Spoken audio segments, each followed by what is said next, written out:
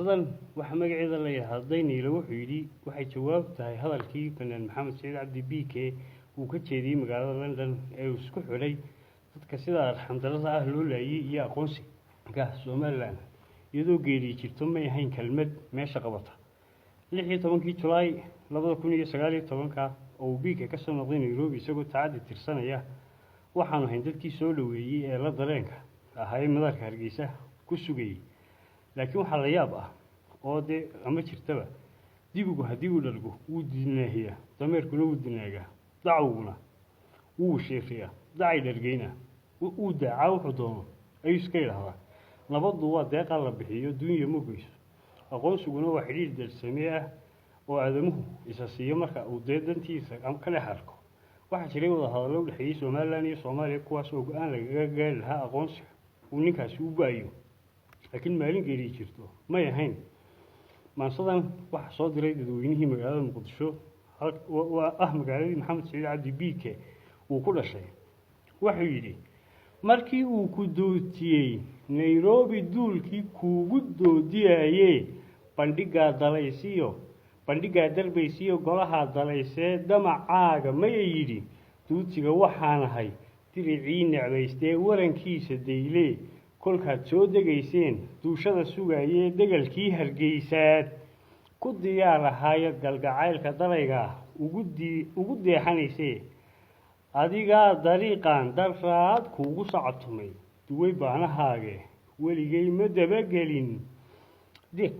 dirfi aan naqsaarayn sahankii u doolay dibi socodkan ugubka ah kuma diirsanayee daardaaridaadii tacsimaad ku daynine deel raali galin qira mar haddaad ka durugto dib u laabtay weedhii dejin layd hulaaqa dubbahan xadgudubooday kaga deebin jiray iyo diiradaydu adigay dumadaada suran tahay kuwa aad duqaysaan difaacooda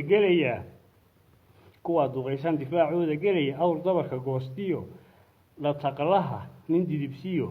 dooh lahoo ceshaanay darbi caabiyaan hay darbadaada liidka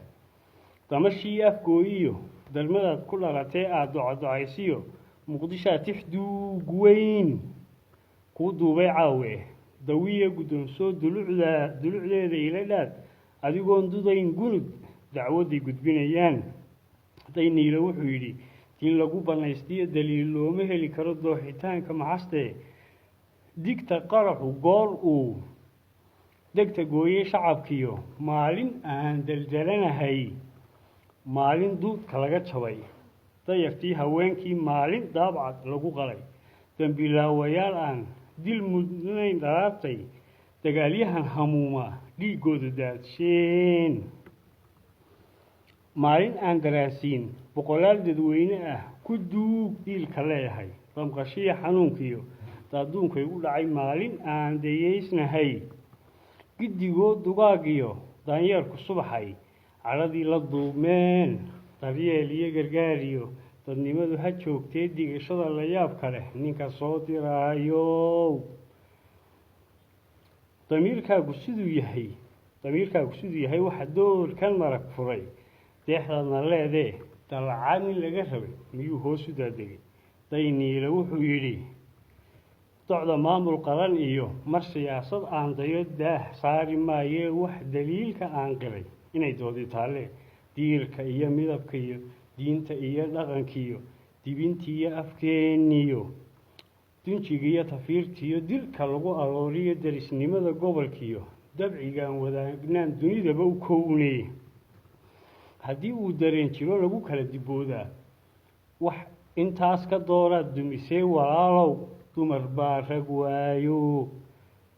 duudsi hooye eediyo darban saaka eegayn ubadkay dihdeen oo goblan doorkan joogo duul aabayaashood la dubtaa agoonoo dalan baabiyaaye hohe dowdarnimadii doqonnimo boowow dowdhaaftay huunne dalnigaa tabaysee duhnigaaga shidayaa diblig buu ku fiicnaa Niilo wuxuu yiri dad wuxuu u mudan yahay inta daayin uume dameerkii u fooftaga meel doogu dheer yahay waa daw hadii uu keligii dinaagay dibi maalintuu helo durdurrada biyaha iyo dareemada ma yaabeen haddii uu dinaashee dacwgaa wishiiriya markuu dayro baadiya dibadaha ku laayee aadmigu dubaaquu xayawaan dabjoogiyo duurjoogta dheeriye ninka doobiyey saakee weerdhiif la tabiyow nin durbaan colaadeed dafka jaantumaayo nin xaqluur dalluun iyo daadays ka tuurow markii uu dibiraykii naxligii la daaco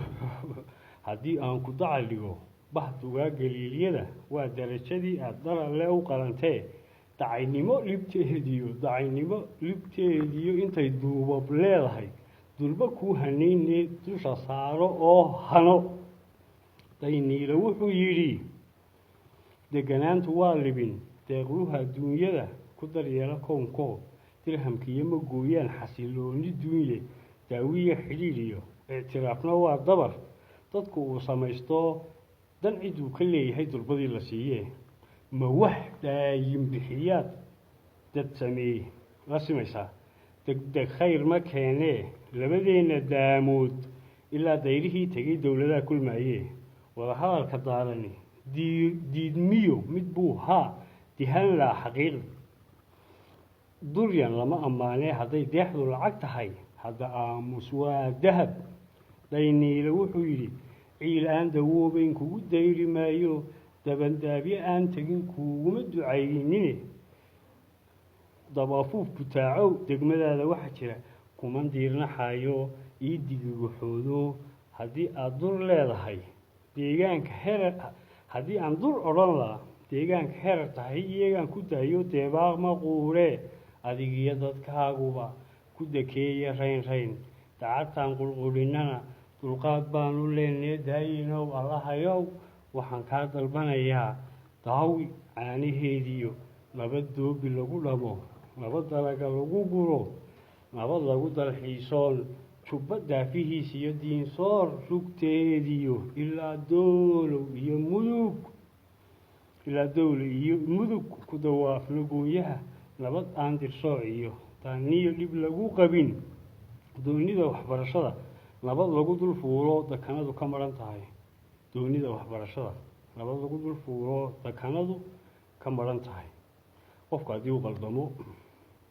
dowmada la dareenka ah umada deegaanka ah amada dadka ay weynay raaligelin ka bixiso markaa hadalkaas wuxuu ku kooban yahay ninkii yidhi isaga ayaana u taallaa sida uu saxayo lama qabno ummadda soomaaliyeedna waa ka raaligelinaynaa wasalaamu calaykum waraxmatullah